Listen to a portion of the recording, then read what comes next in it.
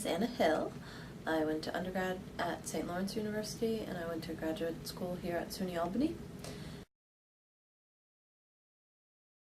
You know, social movements, it can create a very easy networking device among people to gather in the same spot, within an hour. So it has been known to be beneficial for, mobilizing people, and also positive, people keeping in touch with family, older generations, being able to, see pictures of their grandkids. And I think people get caught up in checking their social media probably more often than they have to.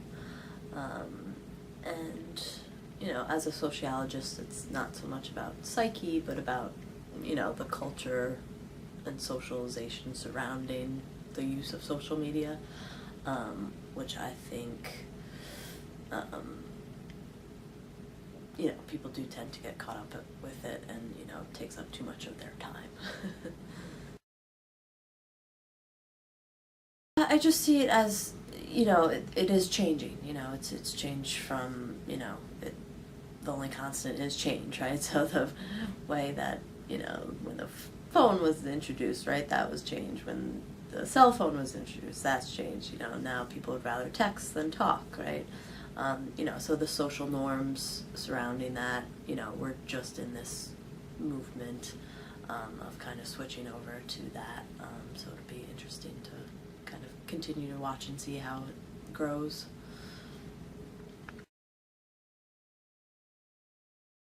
People being too trusting of what they're reading and not, actually, real life interaction. You might be more prone to not get so in depth with personal information and privacy issues. So I do think there's a danger of being too trusting when you're online.